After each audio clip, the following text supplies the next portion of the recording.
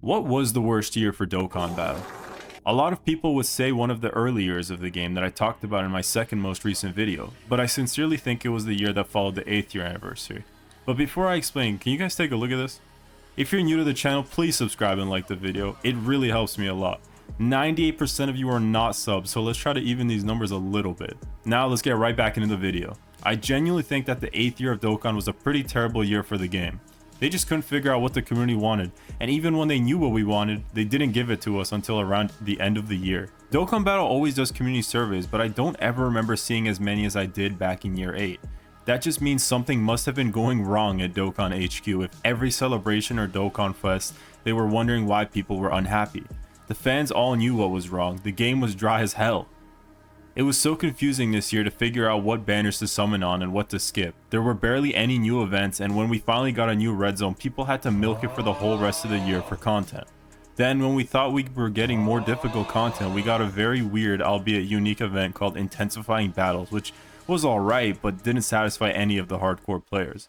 And even as a hardcore player, it was like a Dokkan Dark Age, because the newest cards all had weird conditions and terrible passives and skills that took so many turns to activate that the fight was already over before being able to use them. Super Trunks was literally a joke and dead on arrival because he had a condition that required Cell Saga units on the team, and there's been no Cell Saga units since like 2021, so if you ran this team you were begging for a whooping. 2023 had some good units like Godku, the 8th anniversary GT duo who were amazing, the World Tournament Goku, Jr., and of course LR Bulma. But until we got the worldwide download celebration, the undisputed best team was Earthbred Fighters, and even Future Saga really couldn't compare because the LR frauds couldn't even compete with the event that they came out for. Mirza Mastu didn't have a consistent team besides Earthbred Fighters. Every other release in the year was just mediocre or had terrible conditions that ruined the card. The 8th year of Dokkan was a disappointing year because every time something went right, something else went wrong. Let's go through the releases. So, obviously, we have the anniversary units where the GT duo is miles better than the Buu Saga duo, who get one-shotted by every boss. Then we have the amazing Kai Goku and the completely forgotten Kid Gohan, who just doesn't get used because he's kind of mid and also builds up way too slowly with pretty sucky links. Then we get the GOAT Godku and the terrible double Android 17 or Super 17 card that is just so bad it became a joke in the community. In April, we get a solid Kale who just has no team she can be used on, and we get a Super Buu who didn't even have a 200% lead for months. Jr. and World Tournament Goku were great, and then in May we got the Bulma and Mid Turles. June rolls around and we get Tree of Might Goku, the most skipped banner of all time. But at least we get SSJ4 Full Power Goku, who is alright now, but I feel was a bit overrated at the time unless you were doing the Omega Shenron event. Most of the time, Goku wouldn't even fully transform because fights barely lasted 7 turns during this time period. Then in July, we got the Omega Shenron, who was really cool and pretty good, but once again, he had no team that was actually good.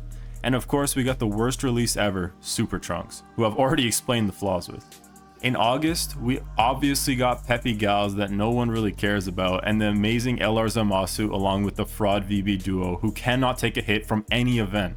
They are like if Dodge or Die was a card. And then on turn 7 they become a good card that you never see. September we got the King Future Gohan, who is a great card, even to this day he's decent, and Sword of Hope Trunks, who unfortunately aged out insanely quick and also was a bit iffy on defense. October almost isn't worth talking about. We got LR Ribrian, who got skipped by everyone, and we also got the Tournament of Power androids who were destroyed by the fact that they needed a Goku on the team to reach their full potential, yet they have no links with any Goku, and there was no good Tournament of Power Goku at the time for that team. I've always been a Dragon Ball Heroes banner hater because the cards are super short-lived, but this year they decided to go off and give us a really good celebration, just for the event to die next year and age out until they make more crossover celebrations. Android 21 was alright too, but super short-lived. During the end of October, we got Kid Gohan and Piccolo, which was a really cool card, but honestly a bit too hard to use effectively. And finally in December, we got the SSJ Trio, Harudagarn, and SSJ Dragon Fist, who were pretty good for about 2 weeks and then instantly got power crept by the 9th anniversary content. Free-to-play content was also terrible this year, as well as a lot of missed opportunities on Easy A's for fan favorite cards. I'm still mad about how both the Rose cards got mid Easy A's as well as the STR Jiren. This year crushed so many people's hopes, but at least the worldwide download celebration was amazing content wise. I played so much, mostly because I thought the VB Duo was actually going to be really good, so I burned like 2,000 stones trying to pull them, and then also spent 1,500 stones on Future Gohan's banner just to pull nothing. I literally only pulled Sword of Hope Trunks out of all 4 banners. I was so mad. But using the Future Saga team when I actually did get the cards was a lot of fun, so this celebration gets my stamp of approval, but the rest of the year gets a big L from me. It was so disappointing and boring waiting for cards and new events to drop just for them to be trash. Let me know down below what you guys think was the worst year of Dokkan, and in the meantime, I'll be waiting for them to drop an actual good solo Trunks card. Thank you all so much for watching.